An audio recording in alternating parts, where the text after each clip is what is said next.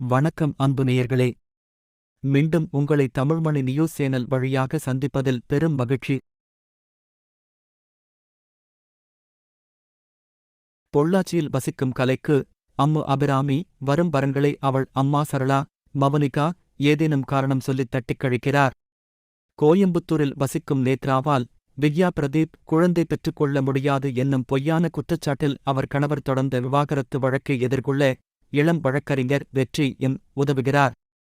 பெங்களூருவில் பணியாற்றும் நதி, ஷாலின் சோயா திருமணம் செய்து கொள்ளாமல் சுதந்திரமாக வாழ விரும்புகிறார். ஆனால் அவருடன் லிவின் உறவில் இருக்கும் அபிரூபன், அதேஷ் சுதாகர் திருமணத்துக்கு வற்புறுத்துகிறார். சென்னையில் திருமணத்துக்கு முன்பே கர்ப்பம் தரிக்கிறார் கீதா கீர்த்தி பாண்டியன். அவரும் உதவி இயக்குநராக இருக்கும் அவர் துணைவர் யஷ்வந்தும் அந்த கருவை கலைக்க முயல்கிறார்கள். கலை, நேத்ரா, நதி, கீதா ஆகிய 4 பெண்களின் பிரச்சினைகளுக்குத் தீர்வு என்ன? இவர்களுக்கிடையிலான தொடர்பு என்ன என்பதைச் சொல்கிறது மீதிக் கதை. சமூக, பொருளாதார நிலை, வசிப்பிடம், வயது என வெவ்வேறு பின்னணி கொண்ட 4 கதாபாத்திரங்களை முன்வைத்து பெண்கள் எதிர்கொள்ளும் பல்வேறு சமகால பிரச்சினைகளை பேச முயன்றிருக்கிறார் அறிமுக இயக்குனர் யஷ்வந்த் கிஷோர். பெண்களின் அசலான பிரச்சினைகள் குறித்து முற்போக்குப் பார்வையுடனும் அக்கறையுடனும் சரியான புரிதலுடனும் காட்சிகளை அமைத்து பார்வையாளர்களிடம் ஆழமான தாக்கத்தை ஏற்படுத்துவதில் ஓரளவு வெற்றி பெற்றிருக்கிறார் இயக்குனர்.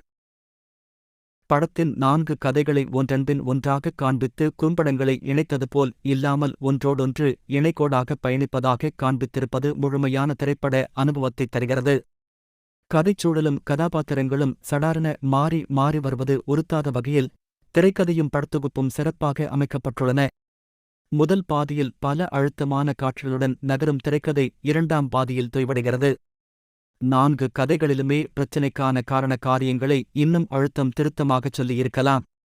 குறிப்பாக சுதந்திரவாத சிந்தனை கொண்ட பெண்ணியவாதியாக சித்தரிக்கப்பட்டிருக்கும் நதியுடன் பார்வையாளர்களால் ஒன்ற முடியவில்லை. அலுவலகத்தில் அனைவருக்கும் முன்னால் காலை தூக்கி மேஜையில் நீட்டி வைத்துக் கொள்வது, திருமண உறவுக்கான விருப்பத்தைத் தெரிவிக்கும் லிவின் பார்ட்னரை அனைவருக்கும் முன் அவமதிப்பது என அவர் செயல்கள் பிறரை துன்புறுத்துவதாகவே இருக்கின்றன.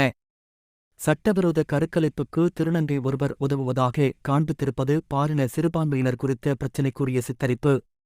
மோசமான திருமணம் என்றாலும் விவாகரத்து செய்யக்கூடாது என்பதும், திருமணம்தான் பெண்களுக்குப் பாதுகாப்பு என்பது போன்ற வசனங்களும் பிரச்சினைக்குரியவை. 4 கதைகளுக்கும் உள்ள தொடர்பை வெளிப்படுத்தும் இறுதி ட்விஸ்ட் கொஞ்சம் ஆச்சரியம் தருகிறது. ஆனால் அந்த ட்விஸ்டுக்காகவே ஓரிரு கதைகளின் முடிவுகளை வலிந்து திணிக்கப்பட்டிருப்பதாகவும் தோன்றுகிறது. முதன்மை கதாபாத்திரங்களை ஏற்றிருக்கும் அம்மு அபிராமி, வித்யா பிரதீப், ஷாலின் சோயா, கீர்த்தி பாண்டியன் ஆகிய 4வருமே கதாபாத்திரத்தை முழுமையாக உள்வாங்கி சிறப்பாக நடித்திருக்கிறார்கள். மவனிகா வழக்கம்போல் தனது நடிப்பு முத்திரையை பதிக்கிறார். முற்போக்கு சிந்தனைகள் கொண்ட பாசக்கார அப்பாவாக மறைந்த நடிகர் மயில்சாமி இப்போது நம்மிடம் இல்லையே என்று ஏங்க வைக்கும் நடிப்பை தந்திருக்கிறார். யஷ்வந்தாக நடித்திருப்பவர் வெற்றி எம், அதேஷ் சுதாகர் ஆகியோர் குறை சொல்ல முடியாத நடிப்பை தந்திருக்கிறார்கள். ஷான் ரமானின் பின்னணி இசை சிறப்பாக உள்ளது. பாடல்களும் இனிமையாக உள்ளன.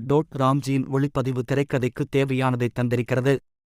பெண்களின் சமகால பிரச்சினைகளை அக்கறையுடன் பேசியிருப்பது பாராட்டுக்குரியது என்றாலும் திரைக்கதையில் கூடுதல் கவனம் செலுத்தியிருந்தால் நிறைவழி. இதுவரையிலும் எங்களுடன் உங்களின் நேரங்களை செலவிட்டமைக்கு நன்றி. மேலும் பல தகவலுக்கு தமிழ்மணி நியூஸ் சேனலை சப்ஸ்கிரைப் செய்யுங்கள். நன்றி, வணக்கம்.